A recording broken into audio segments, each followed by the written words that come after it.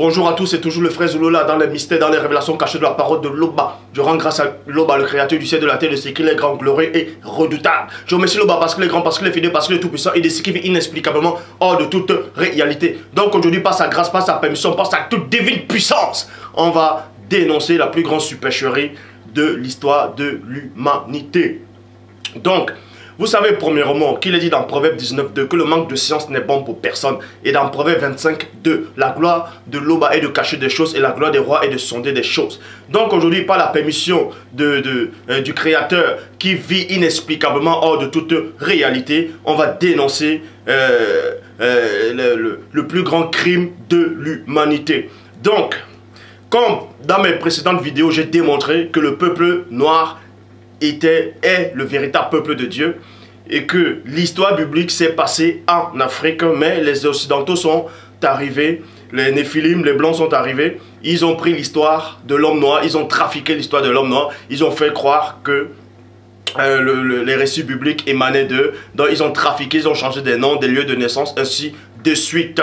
Et plein de gens sont dans la confusion, certains ont peur de ce message, de cette vérité. Bon, aujourd'hui, on va dénoncer et on va vous montrer la plus grande supercherie. Donc toi qui me regardes actuellement, toi, peu importe où tu te trouves, peut-être tu as ton lieu de travail et que tu auras la possibilité d'écouter ce message.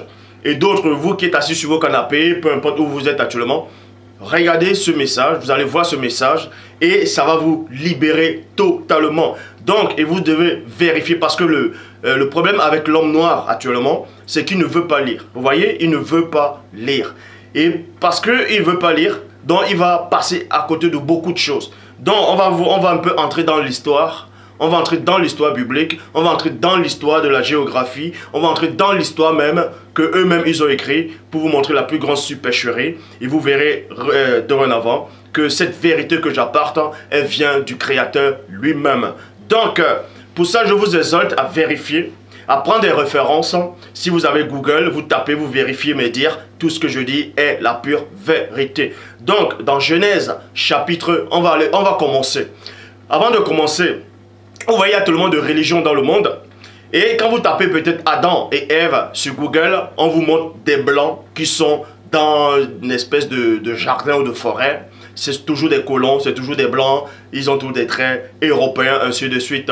Même ceux qui se disent faux témoins de Jéhovah, quand ils dessinent les livres par rapport à Adam, ils dessinent tout le temps des blancs. Or, les scientifiques, eux, en tout cas, les scientifiques disent que le premier homme, c'était un noir. Mais ça ne les arrange pas de bien dessiner cet homme. Ils dessinent que c'était un chimpanzé, un macaque, un bonobo, un homo sapiens, homo habilis erectus, ainsi de suite. Bref, nous allons voir durant l'écriture qu'est-ce que... premièrement, avant de commencer, on va vous montrer où est-ce que l'histoire biblique a commencé. Où est-ce que le jardin d'Éden se trouvait-il réellement? Parce qu'il y a des archéologues qui vous disent que ça se trouve au Moyen-Orient, d'autres disent en Turquie, ainsi de suite. Mais nous allons donc voir avec les versions bibliques où se trouve réellement le récit premièrement d'Adam et Ève, c'est-à-dire Mouto et Moto. Donc, dans Genèse chapitre 2 au verset 7, je vais donner une version. Si vous n'avez pas cette version, vous tapez sur Google, vous vous renseignez, vous faites des recherches. Genèse chapitre 2 au verset 7, dans la traduction Abbé Filion. Il est dit ceci: le Seigneur Dieu forma donc l'homme du limon de la terre. Le Seigneur Dieu forma donc l'homme du limon de la terre. Et il souffla sur son visage un souffle de vie et l'homme devint vivant et animé. Bon, le limon c'est quoi? Comme j'avais dit dans la précédente vidéo, parce que plein écoutent les messages mais ils ne vont pas réellement vérifier. Le limon c'était de la boue, c'était de la boue et le limon il est noir. Même les scientifiques ont démontré ça, même dans l'Égypte antique par rapport au Nil. Quand l'eau débordait à la rivière du Nil, la boue qui était là, ce sable là c'était de la boue, c'était du limon et c'était noir. C'est la raison pour laquelle dans Genèse chapitre 2 au verset 6, une vapeur s'est élevée à la surface arroser toute la surface du sol. Et quand ça arrose la surface du sol, le sol devient humide. Dans la poussière n'a plus lieu d'être. Dans les versions qui disent que Dieu a fait l'homme de la poussière de la terre, ça a été mal traduit. Ils ont fait exprès pour dire la poussière. Bon, c'était de la boue et c'était du limon. Bref, donc on vous montre ici, premièrement, que le premier homme que ce soit scientifique ou biblique, a été fait du limon de la terre. Vous voyez, a été fait du limon de la terre, donc il était noir. Les Adam qu'on dessine blanc, ce sont des mensonges. Pour ça, on va dans Genèse. Genèse chapitre 3. Genèse chapitre 3 au verset 7. Dans la Bible de la liturgie, il est dit ceci. Alors, leurs yeux, à tous deux, s'ouvrirent et ils reconnurent. Et ils se rendirent compte qu'ils étaient nus. Point. Donc là, c'était pendant la chute, quand le premier homme et la première femme ont péché. On vous dit cela, que les yeux se sont ouverts. Ils ont reconnu qu'ils étaient nus. Remarquez que ce passage-ci est très important et c'est très décisif pour l'enseignement qui va suivre. Donc, premièrement, dans Genèse chapitre 2, verset 7, on vous dit que Dieu a fait l'homme du limon de la terre. Donc, le premier homme était noir. Point barre. Et quand ils ont péché, l'homme et la femme plus tard, on vous dit que les yeux se sont ouverts. Ils ont reconnu qu'ils étaient nus. Remarquez maintenant ce qui va se passer. Ouvrez attentivement vos oreilles et vous allez voir ce qui va se passer. Dans la Bible de la liturgie, il dit ceci. Ils attachèrent les uns aux autres des feuilles de figues,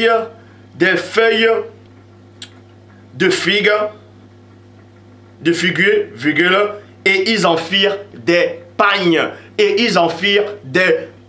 Vous voyez, l'homme et la femme, c'est-à-dire Adam et Ève, moto et mouton, quand ils ont péché, selon les versions bibliques, ils ont pris des feuilles, ils ont fait des pagnes avec. Vous voyez, des pagnes. Et on va vous montrer l'origine des pagnes plus tard, mais on va vous donner la liste des versions bibliques qui acceptent aussi le mot pagne. Donc, Nouvelle Bible seconde, pagne. Bible Parole de vie, pagne. Tradition du monde nouveau, pagne. Or, même la Bible des témoins de Jéhovah parle que l'homme et la femme, ils ont fait des pagnes, tandis que quand ils dessinent l'homme et la femme, ils mettent jamais ce pagne-là. Vous voyez? Parce qu'ils trichent, ils savent, ils connaissent cette vérité en tout cas, où ils ont trafiqué cela. Bon, Bible en français courant, il est question de pagne. Traduction œcuménique de la Bible, il est question de pagne. Bible de Jérusalem, il est question de pagne. Bible du rabbinat français Zadot-Khan, il est question de pagne. Et maintenant, je vous exalte à tous ceux qui me regardent maintenant, vous tapez sur Wikipédia, vous pouvez taper sur Google, Wikipédia, vous tapez pagne. Et on va vous dire où est-ce que le pagne vient. Bon, on vous dit ici, là j'ai pris un article de Wikipédia et que je vais lire. Bon, le pagne est une pièce de tissu ou de matière végétale. Vous voyez? Ou de matière végétale. À l'époque où, selon la Bible, quand Adam, c'est-à-dire moto, était dans le jardin, le tissu n'existait pas. C'était les matières végétales, végétaux, ainsi de suite. Donc, dans Wikipédia, on vous dit quoi? Le pagne est une pièce de tissu ou de matière végétale tressée. Et on vous dit que l'homme et la femme, ils ont tressé, vous voyez, des feuilles pour faire des pagnes. Et Wikipédia aussi atteste cela. Donc, font des pagnes généralement rectangulaires avec lesquelles une personne couvre son corps. Vous voyez?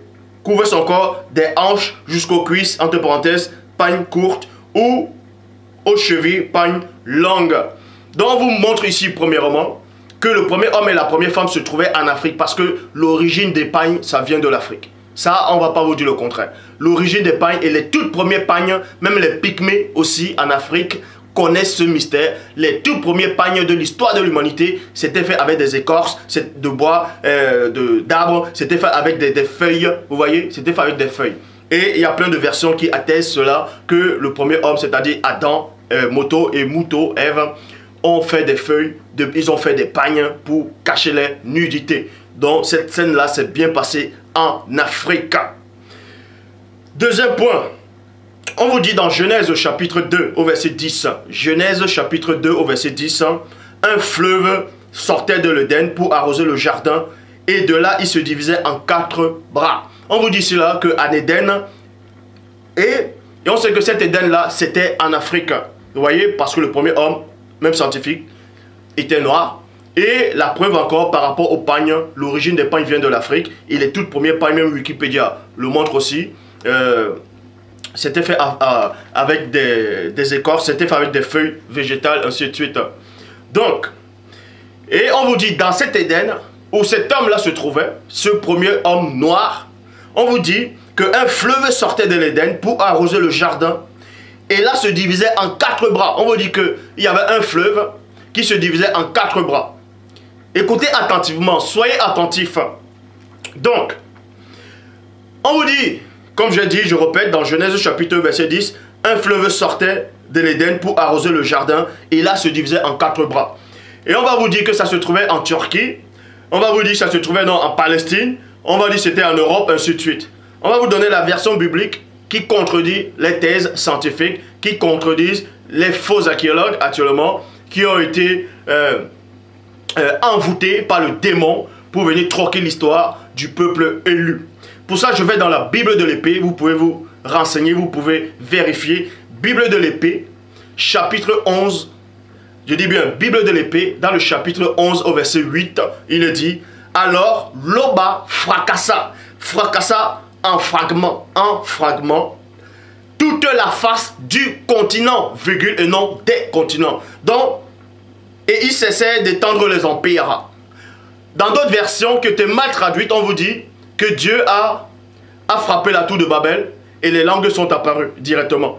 Or, la véritable histoire c'est quoi? C'est qu'il y avait un seul continent. Et scientifiquement, on le dit aussi, on le demande. Avant la dérive des continents, il n'y avait qu'un seul continent, un seul bloc. Et la Bible de l'épée l'affirme ici, dans Bible de l'épée, chapitre 11, au verset 8.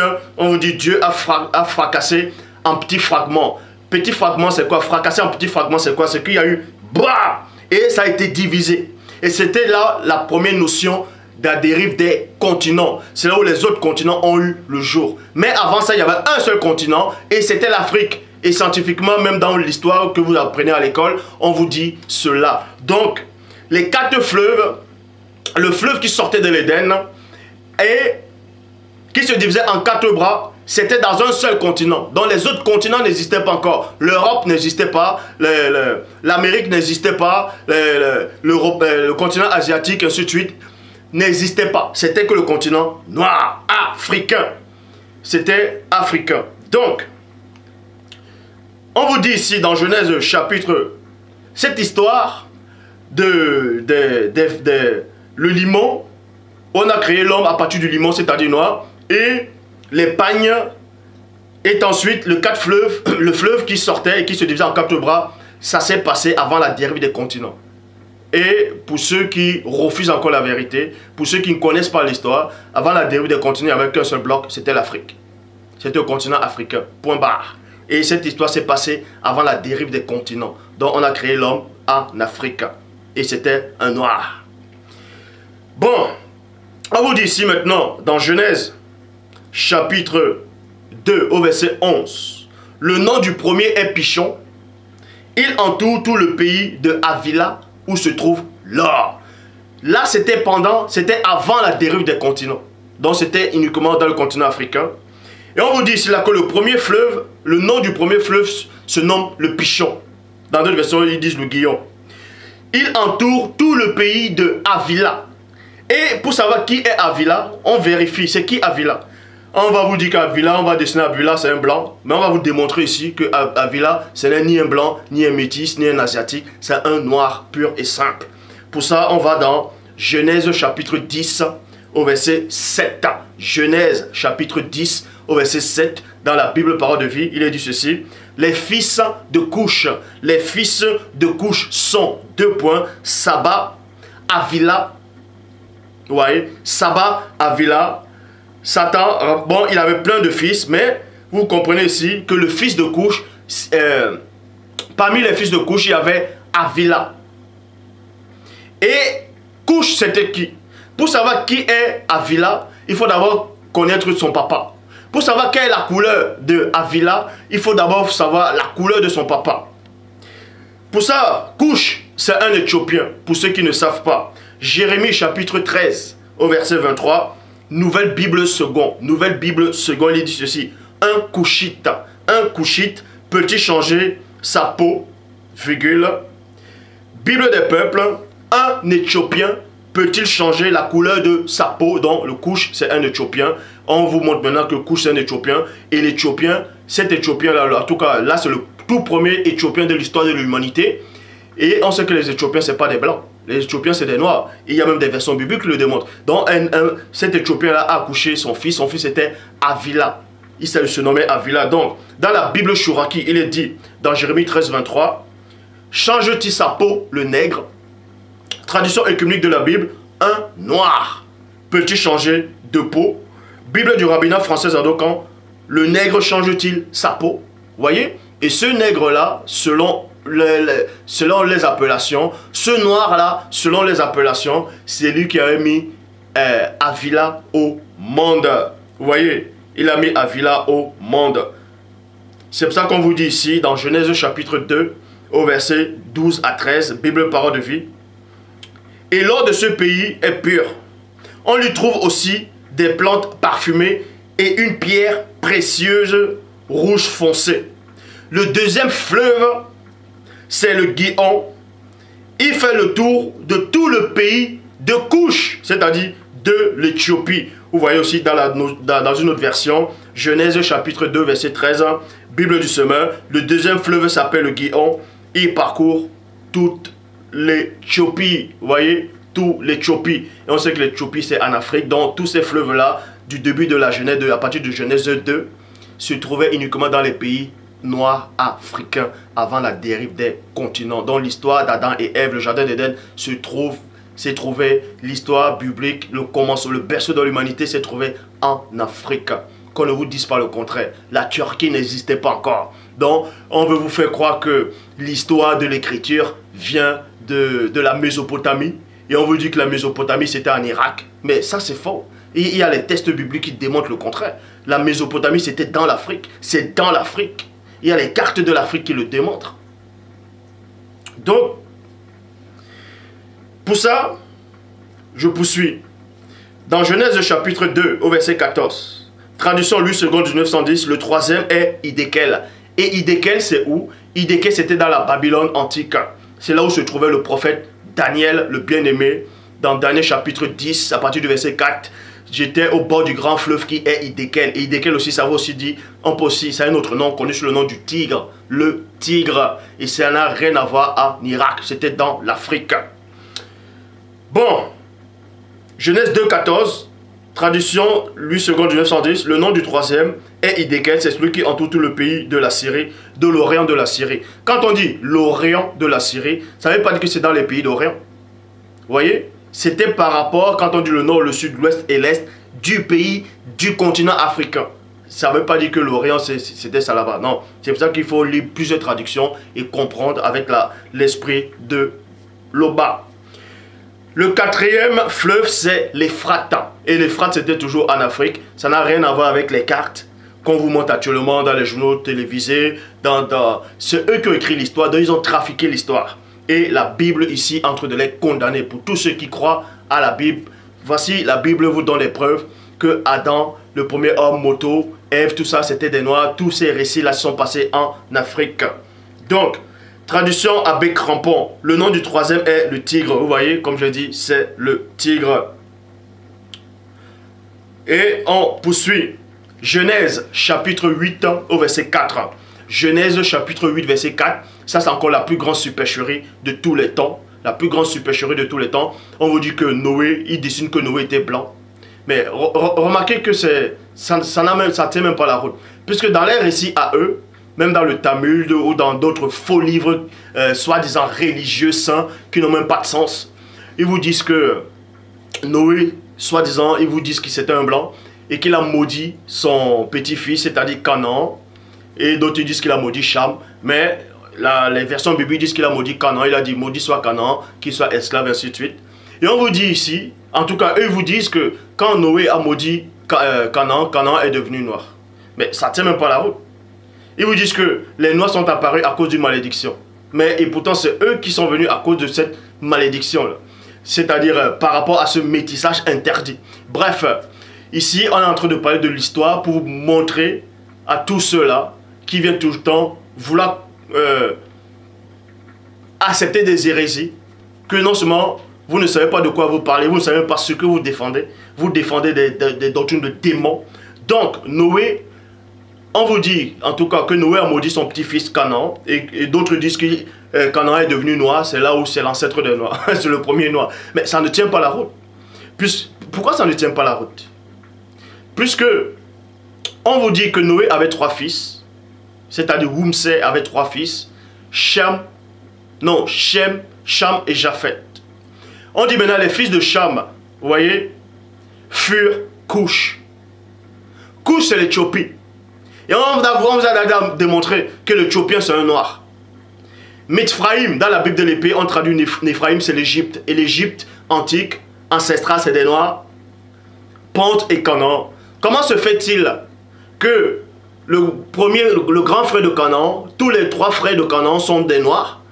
Et on vous dit qu'on a maudit Canaan et Canaan est devenu noir. Mais ça tient un peu la route. Vous voyez que non seulement ils parlent parce qu'ils n'ont même pas de chromosomes. Ils viennent écrire des choses, ils n'ont même pas de chromosomes. Bref. Maintenant, la plus grande supercherie, encore, on vous dit que au temps de Noé, de Wumsé, l'arche s'est arrêtée sur le mont Ararat, c'est-à-dire en Turquie. Pour ceux qui ne savent pas où se trouve le mont Ararat, c'est-à-dire les montagnes d'Ararat, c'est en Turquie. Et la Turquie, c'est au continent européen. Vous voyez, c'est au continent européen. Bon, maintenant, là, la scène se passe dans Genèse chapitre 8, au verset 4. On vous dit quoi? Le Genèse chapitre 8, verset 4. Le 17e jour du 17e mois, l'arche s'arrêta sur les montagnes d'Ararat. Et on va vous démontrer que c'est faux. Pourquoi? Parce que dans la Bible de l'épée, comme je dis, dans la Bible de l'épée, chapitre 11, au verset 8, on vous dit, alors l'Oba fracassa en fragments toute la face du continent. Toute la face du continent.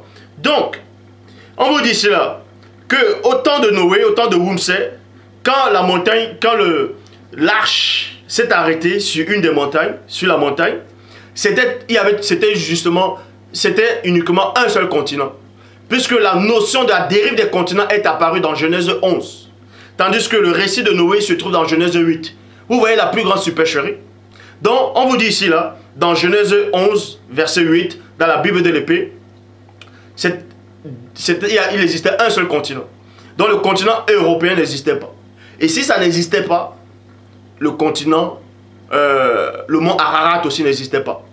Maintenant, ils vont vous dire, pour venir donner crédit à les hérésies, à les théories diaboliques, ils vont vous dire, oui, mais certes, les montagnes existaient peut-être là-bas en Afrique, mais quand il y a eu la dérive des continents, une partie est allée et c'est devenu l'Europe, et c'est là-bas que le bateau s'est arrêté. Et on va vous démontrer que non seulement à cette époque, ces montagnes-là ne pouvaient même pas exister. Même si c'était en Afrique, ça ne pouvait pas exister à cette période-là. Vous voyez, on va vous montrer pourquoi. Mais avant ça, on vous dit dans Genèse chapitre 8 au verset 5, les eaux continuaient à baisser jusqu'au 6e mois, le premier jour de ce mois, les sommets des montagnes apparurent. Donc, plus tard, quand l'eau du déluge a commencé à diminuer, on dit que le sommet des montagnes ont commencé à apparaître. Et c'est là où on vous dit que le bateau s'est arrêté. Genèse chapitre 8 au verset 9. La colombe ne trouva pas d'endroit où se poser et elle revint vers l'arche auprès de lui, parce que les eaux étaient sur toute la surface de la terre. Noé, Wumsé étendit la main, prit la colombe et il la fit entrer auprès de lui dans l'arche. Déjà ça ne tient pas la route. Pourquoi? On vous dit que les eaux baissaient déjà, les eaux étaient en train de descendre et que la tête des montagnes ont commencé à apparaître. Écoutez attentivement. Vous n'avez pas besoin d'avoir bac plus 6 et 20 pour comprendre ce que je dis, ou sorti d'Advard ou sorti de Saint-Cyr. On vous dit ici là que le sommet des montagnes, vous voyez, voici l'eau, et l'eau descend, paf, vous voyez le sommet des montagnes qui apparaît. On vous dit que l'arche s'est arrêtée là. Et quand on a fait sortir, plus tard on a fait sortir la colombe pour aller voir. Et la colombe n'a rien vu. Il n'y avait que de l'eau. Et ça ne tient pas la route. Pourquoi? Parce que même si cette montagne-là existait, ce n'est pas la plus grande montagne du monde. Ça pouvait pas être la plus grande montagne du monde. Les plus grandes montagnes du monde ou les montagnes les plus anciennes. Parce qu'il existe d'autres montagnes qui sont plus grandes que les montagnes Ararat. Et il est même plus ancienne. C'est ce que je veux dire que si cette colombe-là sortait, elle allait aussi voir les autres montagnes, elle allait se poser. Mais les récits bibliques étaient mal trafiqués. On vous dit qu'elle est sortie, elle n'a rien vu. Vous voyez? Donc, maintenant, vous pouvez taper sur Google, vous tapez la plus grande montagne du monde ou les montagnes les plus anciennes du monde. Parce que ici, là, on vous fait croire que la plus ancienne, c'est le mont Ararat, selon le récit biblique, parce que c'est le seul où l'arche s'est posée et que l'oiseau ne pouvait plus voir rien d'autre, il voyait que de l'eau. Donc, en gros, ça symbolise que non seulement là, c'est la plus ancienne et c'est la plus grande. Et ça, c'est faux. Voilà les propres histoires. On vous dit quoi? L'histoire de la montagne est marquée par 3 grandes phases de formation des montagnes.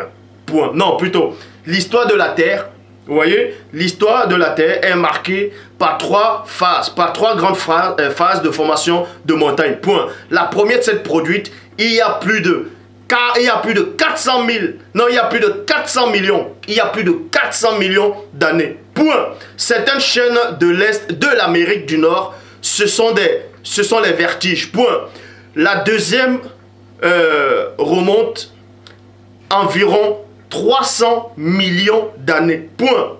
Elle a donné naissance aux Appalaches ainsi qu'à la plupart des massifs Europe et l'Asie centrale. Vous voyez? Donc on vous montre ici qu'avant le mont Ararat, avant même le continent d'Europe, il y avait d'autres continents qui avaient déjà des plus grandes montagnes, des anciennes montagnes encore même plus vieux et plus élevées.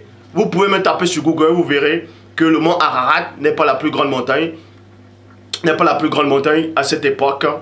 Vous voyez? Donc ils ont trafiqué l'histoire. C'est pour ça que l'homme noir ne veut pas lire. Donc si vous ne voulez pas lire, vous ne connaîtrez jamais cette vérité. Vous n'allez pas connaître cette vérité. La parole dit: rendez à César ce qui est à César et à Dieu ce qui est à Dieu. Il faut apprendre les choses de Dieu. Il faut aussi apprendre les choses de César. C'est-à-dire, ils ont trafiqué l'histoire de vos ancêtres. Ils ont pris le récit africain, ils ont modifié, ils ont chamboulé, ils ont fait du désordre. Mais dans ce désordre-là, ils n'ont pas bien travaillé. Ils ont pensé qu'ils ont effacé les traces du passé. Mais l'Oba, qui vit au-delà de toute réalité, qui est le maître du temps, a permis que je sois là. Et je suis allé dans le passé. Il m'a envoyé dans le passé. Et j'ai pris cette vérité-là, qui était dans le passé, qu'ils ont voulu effacer. Et je ramène cette vérité, pour ramener cette vérité dans ce temps-ci, et le projeter dans le futur, pour les siècles à venir. Donc,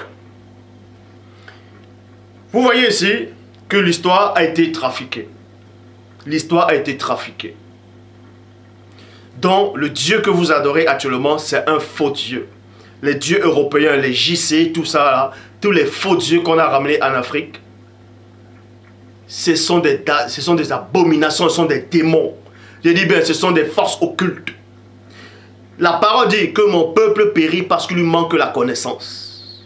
L'Afrique périt parce qu'il lui manque la connaissance. Ça veut dire que s'il a cette connaissance, il ne va plus périr. Et cette connaissance est là, à portée de vous, à portée de vos mains. Prenez cette connaissance. Je m'adresse premièrement à tous ces noirs qui ont soif de la justice et aussi, pas seulement aux noirs, mais à tous ceux, peu importe vos couleurs, qui ont soif de cette justice, qui aiment cette vérité de l'Oba. Prenez cette vidéo, faites-la partager, faites-la circuler. Ceux qui sont en Afrique, prenez, téléchargez cette vidéo aussi. Envoyez-les à ces faux pasteurs qui sont dans ces fausses églises là. Cette vérité-ci, personne ne va l'arrêter. Car elle est en marche. Vous pouvez vous élever contre cette vérité. Car vous voulez lutter contre le symbole. Le problème avec l'Africain, c'est quoi? C'est qu'on a déjà introduit la peur. On l'a enlevé son savoir-faire. On a enlevé sa connaissance. Apprenez à vous entraîner avant d'aller au combat, avant d'aller affronter vos adversaires.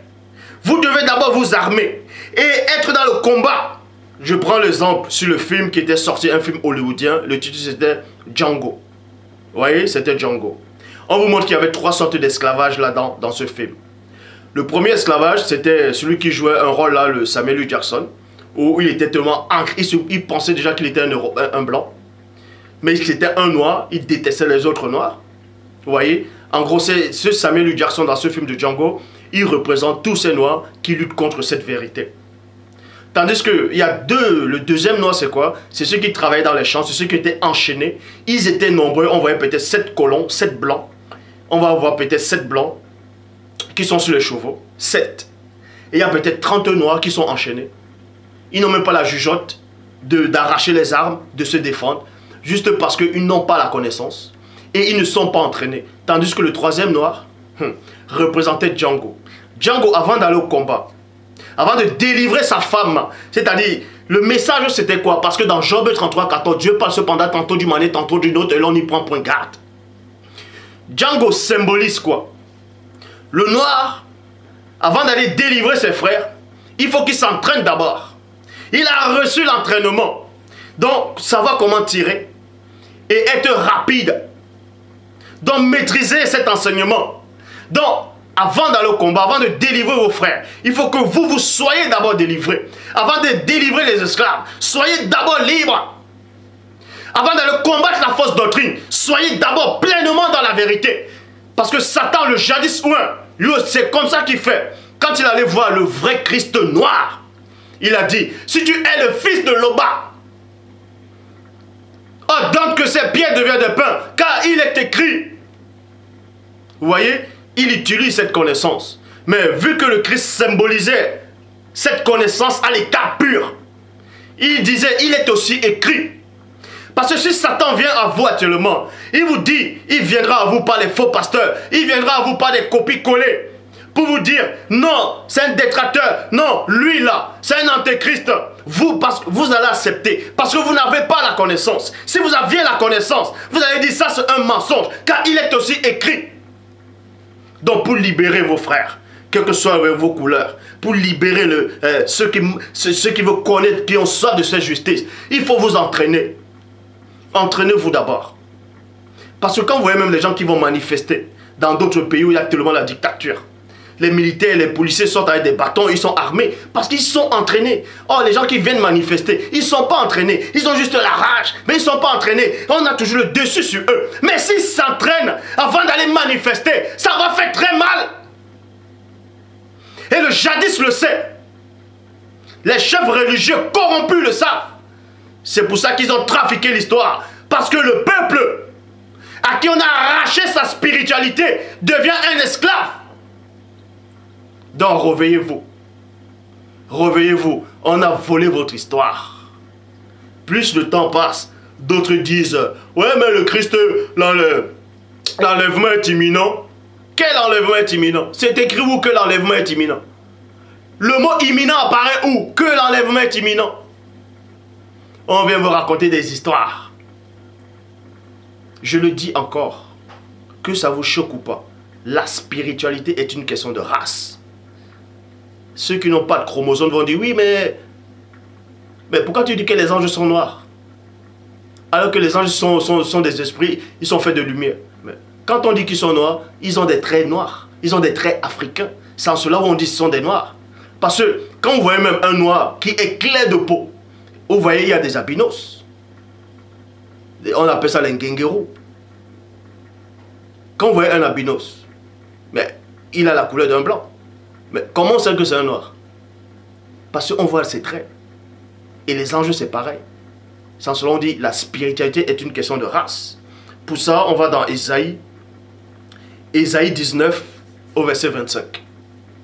Traduction King James française. Ce que le Seigneur des armées les bénira, disant, béni soit l'Égypte, béni soit l'Égypte, mon peuple. Et là, il était question de l'Égypte antique. Maintenant, les faux pasteurs qui n'ont pas de chromosomes, ils vont aller prêcher en disant que non, l'Égypte pratiquait la sorcellerie, que l'Égypte c'est un peuple maudit, que c'est Israël qui est le peuple de Dieu, et que c'est eux, soi-disant, qui sont en Palestine. Depuis quand Israël est le peuple de Dieu là, et que ceux qui sont le véritable peuple de Dieu, et que c'est en Palestine. Mais renseignez-vous, c'est après la Deuxième Guerre mondiale que l'État d'Israël, en tout cas là, ce nom a été donné là. Mais avant la Deuxième Guerre mondiale, il était déjà question d'un peuple d'Israël. Et cet État n'existait même pas. Mais réfléchissez quand vous lisez. Il faut réfléchir. Donc, l'Égypte est le véritable peuple de Dieu. En fait, l'Égypte, c'est quoi? C'était une grande partie de l'Afrique. En tout cas, l'Égypte avant le métissage. On vous dit cela, dans Ésaïe 19, 25, le Seigneur les bénira en disant, béni soit l'Égypte, mon peuple, et la Syrie c'est la Babylone, c'était à Babylone, la Mésopotamie, tout ça, l'œuvre de mes mains, et Israël, mon héritage. Et les Israélites là, c'était des Noirs. puisque tout ça, on le sait. On ne va pas revenir sur ça. Et maintenant, dans Ésaïe 44, au verset 3, Ésaïe 44, 3, Bible des peuples, il dit quoi? Je répandrai des eaux sur le sol aride, virgule, et les eaux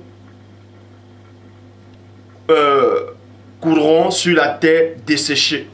Je répandrai de mon esprit sur ta race, parce que la spiritualité est une question de race. Je répandrai mon esprit sur ta race et ma bénédiction sur tes descendants. Or maintenant, ça les arrange pas le mot race, ils vont trafiquer ça. Même dans Joël 2,28, on dit je répandrai de mon esprit.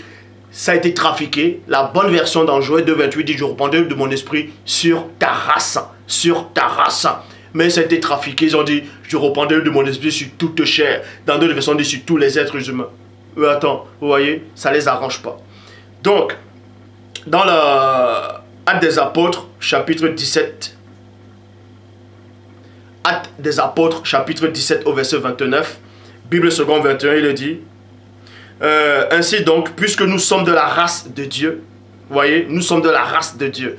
On vous montre aussi que la spiritualité est une question de race. Est-ce que vous comprenez? Là, c'est Paul qui est en train de prêcher ici. Là. Et ça ne se trouvait pas dans un pays de l'Europe. Paul n'est pas allé en Europe. Ça, je l'ai démontré. Ça, c'est faux. Ils ont trafiqué l'histoire de Paul pour faire croire que Paul allait en Rome. Il a échoué sur l'île Malte, ainsi de suite. Mensonge. En tout cas, le deuxième livre arrive, le deuxième tome. Il y a l'histoire de Paul là-dedans, sa véritable histoire et son vrai nom. Le récit où c'est assez passé en Afrique, dans le continent africain. Dans tous les endroits où il est parti en Afrique. Et il n'y a aucune contradiction dans le livre, il n'y a aucune erreur dans le livre. Bref, donc vous dit ici là, Ésaïe 44 verset 3, Bible des peuples, je répandrai des eaux sur le sol altéré. Les eaux sur le sol altéré, les eaux là représentent le Saint-Esprit, la puissance du Père. Le sol altéré, c'est-à-dire le sol qui est sèche, qui aride. Vous voyez, altéré qui est tout sec, ainsi de suite. Ça symbolisait le peuple de Dieu, qui n'a plus d'esprit, c'est-à-dire qui est vide. On a enlevé sa spiritualité. Et les eaux sur la terre desséchée. Et cette terre-là, c'est toujours le peuple de Dieu. Je répandrai mon esprit sur ta race. Et Paul vous dit ici, là, et Paul qui était noir lui-même, il s'adressait aux autres noirs qui avaient accepté des fausses idoles des Européens. Dans Actes des Apôtres, chapitre 17 au verset 29, Bible seconde 21, ainsi donc, puisque nous sommes de la race de Dieu, nous ne devons pas croire que la divinité ressemble à de l'or, à de l'argent ou à de la pierre sculptée par là et l'imagination de l'être humain. Point. Donc, quand tous les anges sont des noirs, parce qu'ils ont des traits noirs africains, donc quand un ange apparaît, c'est un noir. Quand il dit c'est un noir, je ne suis pas en train de dire qu'il a forcément cette couleur-ci. Ce sont des êtres de lumière, mais ils ont des traits noirs, ce sont des noirs. Et le Vatican le savent. Les chefs religieux corrompus le savent. C'est pour ça qu'ils font tout pour représenter les anges blancs aux yeux bleus. Parce qu'ils ont trafiqué l'histoire. C'est comme ça que les mêmes archéologues sont allés en Afrique, oui. Ils ont repeint les statuettes, les pharaons, les hiéroglyphes. Ils ont cassé le nez des sphinx pour trafiquer l'histoire. Vous voyez qu'ils se sont rassemblés. Toutes les autres nations se sont liguées contre l'Afrique pour tuer l'Afrique. Spirituellement, culturellement, mentalement, intellectuellement, ils sont en train de travailler. Vous voyez, la politique, c'est la politique en Afrique. Il n'y a pas de politique en Afrique. C'est la politique des Occidentaux qu'on a ramené là-bas. Vous voyez? À l'école, dans les facs, les universités, qu'est-ce qu'on apprend aux enfants à l'école? C'est l'histoire des colons. On vous parle de Bonaparte, Napoléon, on le montre comme un grand défenseur. Mais vous ne connaissez pas la vraie histoire de Napoléon. Quand l'esclavage était en train d'être aboli, lui ramenait, il voulait encore qu'il y ait encore des esclaves dans la garnison des Noirs. Ça, si vous ne connaissez pas cette histoire, vous restez tranquille. Ça, on vous cache cette histoire. Dans les écoles, les livres scolaires, c'est que l'histoire des colons. L'histoire des Blancs. Mais on ne vous dit jamais l'histoire de vos ancêtres. Parce qu'on a effacé les traces. Ils ont cru effacer les traces. Mais ils ont oublié quelque chose dans leur délire. C'est que Loba existe. Et Loba a permis que je sois là. Et je suis allé dans le passé. Ils ont essayé de gommer. C'est pour ça qu'il est dit dans Jérémie 8:8. C'est bien en vain. Le mot vain apparaît. C'est bien en vain qu'ils se sont mis à l'œuvre la plus mensongère du scribe. C'est bien en vain.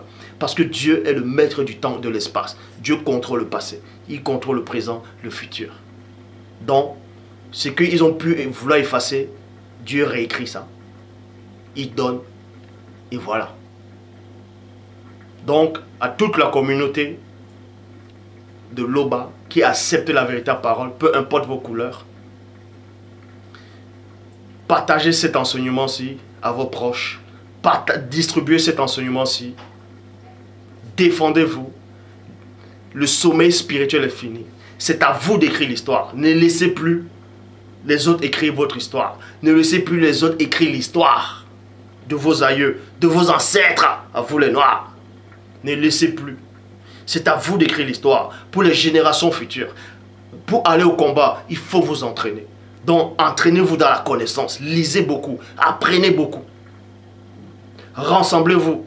Créez plein d'églises de maison. Je sais qu'il y a plein d'églises de maison qui sont en train de sortir partout maintenant dans le monde. Ça, c'est une bonne chose. Mais soyez une armée. L'armée de Loba sur la terre. Parce qu'il y a l'armée céleste. Vous devez être l'armée terrestre. Entraînez-vous avant d'aller au combat. Apprenez plus de connaissances. Maîtrisez les hérésies qu'ils ont trafiquées. Maîtrisez la Bible. Maîtrisez les versions. Attrapez-les dans les propres pièges. Puisqu'ils vous disent que c'est Galilée, l'Italien, qui a découvert que la terre était ronde. Ça, c'est le plus grand mensonge de l'histoire. Puisque Job, dans Job et dans Proverbe, on sait déjà que la terre était ronde. Mais l'histoire de Job avait été écrite, Galilée n'existait même pas encore.